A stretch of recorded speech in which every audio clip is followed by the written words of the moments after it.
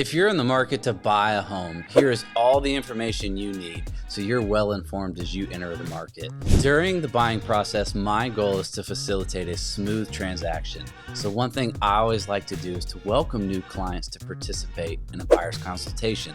This is exactly what we're going to cover today for your convenience. Here, we're going to cover all the primary components to a transaction and what you can expect as a buyer.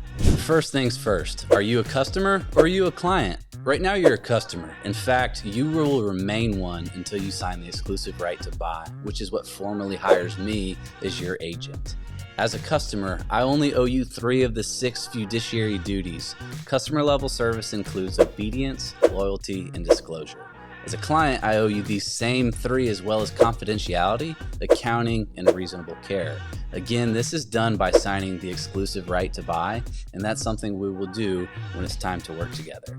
One thing people tend to ask, is this document binding? And the answer is yes. However, I always like to set the precedent that it needs to be a great working relationship between the both of us. So if it's not the right fit, I will surely release you from that agreement in hopes of finding the right agent for you. But I should clarify, I haven't had anyone fire me yet, and I don't expect they will as long as I continue to do my business well and serve people.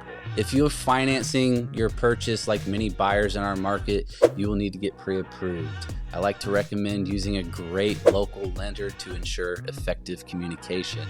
Your pre-approval is kind of like your golden ticket when house hunting. Writing an offer without it really won't be much use, as the buyer's ability to purchase may be in question by the listing agent and the seller. If you need a suggestion for a great local lender, let me know. I have several great lenders I work with that I'd be happy to recommend. I have a great one that I enjoy working with, but I want you to know that it's entirely your choice. And if there's someone you want to use, you can certainly do that. So when writing a contract, we will determine a great strategy in hopes of your offer being accepted. Once you've decided that you'd like to make an offer, I'll run comps on the subject property to ensure that it's priced correctly, to alleviate challenges such as a low appraisal, and assess how competitive this particular property may be, and determine what you're comfortable with and what we can do to win.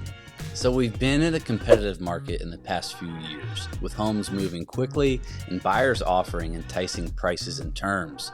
I want you to know that the highest offer is not always the best offer, as crazy that may seem. In fact, it's the most competitive and realistic that wins. So together, if warranted, we can figure out what this looks like for you. So next, we have personal property to convey or stay with the home. What comes and what goes? Think of it this way. If you take the home, you pick it up, you turn it upside down, you shake it, whatever falls out no longer stays with that property. For example, a washer, dryer, fridge are all plugged in rather than fixed to the wall or the floor.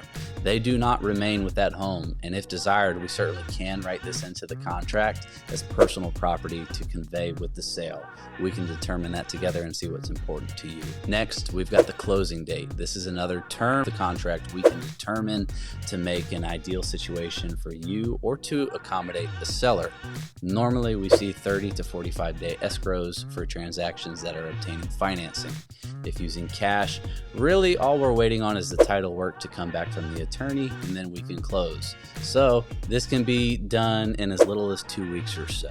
The next thing that I want to talk about is earnest money. And think of this as your skin in the game. Earnest money is a sum, typically 1% of the purchase price, deposited into escrow that the closing attorney will hold until closing. It shows the seller that you're serious about buying the house. Generally, it's deposited within a few days of a ratified contract. For first-time buyers, I like to tell them to think of it as a security deposit. So the attorney will hold this money in escrow until closing, where that amount will later be wrapped up into your closing costs or your down payment. It's not something that you pay twice. So speaking of closing costs as a buyer, you are able to ask for seller-paid closing costs or a portion. However, this may weaken your offer in a competitive situation or make a seller question about your financial capacity to actually perform on the contract. But I will say it is an option and very, very nice when we are able to get this concession. So due diligence, and this is a big one. If I've lost you, bring it on back for a second. Due diligence is where you as a buyer have the right to do your inspections and request repairs. Typically, this period is roughly 14 days. Sometimes we see as little as 7. And during due diligence, I recommend the inspections that you do are 1, your general home inspection, 2, a CL100, which is a wood infestation report, and 3, a radon test. Now, during the home inspection, the inspector will identify any issues with the home. I always recommend a buyer be present if possible for the very end. That way you can hear his synopsis straight from the inspector rather than reading a 50-page report and thinking, oh my gosh, this is the worst house ever. I don't want to buy it. This will alleviate concerns. And I get inspection reports can be daunting if you don't know what you're looking at. But when you're investing hundreds of thousands of dollars, it's well worth the money to hire a great inspector to give you a look under the hood per se. So next, we will do a CL100, which again is your wood infestation report. This will determine if there's any termite damage or existing termites in the home. This will also provide you with a moisture reading in the crawl space or the basement. What we want to see is a level of less than 20% moisture on these readings. The CL100 is also a contingency of the contract. I always recommend buyers ensure that they are protected in this matter. Radon is the last inspection I recommend you doing from the start. So radon is actually a naturally occurring carcinogenic gas that can commonly be found here in the upstate. It fluctuates, so what they do for the test is they drop it off, they let it monitor the levels over a couple of days, and here what we're looking for is a level of less than 4%. If the levels come back higher, we can include that in our repair request when we formulate that and have the seller remediate the issue, which is typically done by adding a fan in the crawl space or the basement. So other inspections that you may choose or want to do are an HVAC inspection, pool inspection, a roof inspection, or a septic if warranted. However, those are typically only necessary if chosen or if the subject is in question. Now, once you've completed your inspections, we together will formulate our repair request together with all the information that we have and determine what is most important to you. I always like to set the precedent with a buyer that it's important to be reasonable and fair during this time. Yes, I want to negotiate on your behalf and get you as much as I can, but keep in mind this is likely the most volatile part of a contract, and if you're overzealous and when you're formulating your repair request, the seller may outright say, nope, I'm not doing anything, and the contract could fall apart. Now, in due diligence, the buyer has the right to ask for anything. However, the seller is not obligated to fix anything. Typically, for the sake of the transaction, there is common ground, so keep that in mind. Now, overall, the inspections will cost you roughly $600, give or take, but as you can see, they're very important, and I always recommend you do your due diligence. So the last part that we're going to cover in due diligence is the termination fee. What in the world is a termination fee? We've got earnest money, we've got a termination fee, all these different things. A termination fee is what you're paying the seller to no longer buy the home. You're out. It's only payable if you decide to exercise your unilateral right to terminate that contract. Now, you can terminate for any reason so long as it's during the due diligence period. That is still a change that we are getting used to in the industry, and there's not really a specific amount or baseline that we're used to yet when it comes to this. However, what I can tell you is the higher the termination fee, the more competitive the offer. Typically what we see is anywhere between $500 and $1,000 and up, depending on the price point of the home. Now, keep in mind, I like to tell people this is kind of a figurative number. It is only payable if you decide to walk away from the transaction.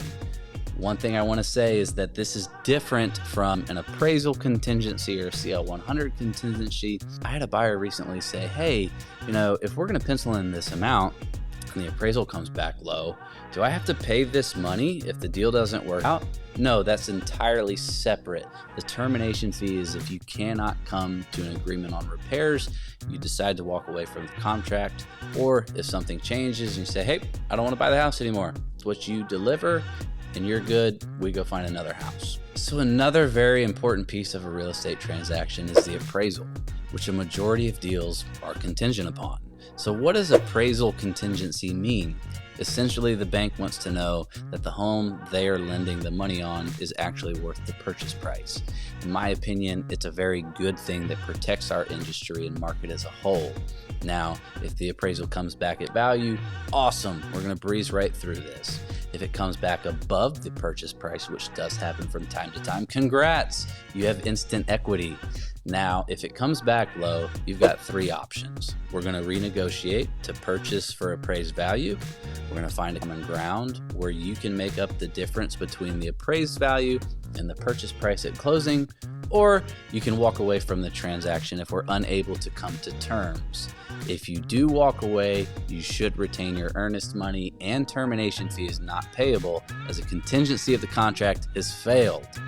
But this is why we do our homework up front prior to writing an offer and doing our best to determine what we believe the home is worth by running comps. Keep in mind, it's important to price your home properly so this is alleviated. So the CL100, we hinted at the CL100 earlier, and you may be wondering what the heck this is. Again, it's a wood infestation report and is part of your inspections. So we want to ensure that there are no active termites and that the moisture in the crawl space or basement is below the desired 20% that we see. Now, this protects you as a buyer, and I always recommend you making your contract contingent upon a CL100.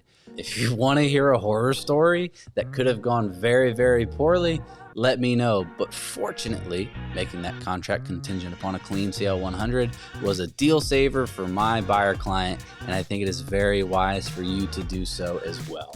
Now, lastly, we will review the seller's disclosure, and you will sign it indicating that you have viewed and you're aware of what this document states. So the seller's disclosure is a form that legally requires any seller to disclose all information about the home that they are aware of. The seller is aware of past issues, present issues, what they have done to remediate them, and disclose all information they are aware of. Here, you will also likely see the age of major systems such as the roof or the HVAC. Now, ideally, a clean SDS has a whole lot of no's. It has a lot of boxes marked yes, may be the seller's way of telling you, hey, this house has a lot of issues. There is a third option as well where the seller can mark no representation, which essentially means I don't know. Now, there are a few circumstances where a seller may not be required to have a seller's disclosure, but in most cases we do see one, and it's a very important piece of a real estate transaction. Now, overall, this covers the majority of important pieces in a real estate contract and what we would cover in a buyer's consultation. If you have any questions, feel free to contact me. Otherwise, I look forward to working with you and helping you find your next home. See you guys soon.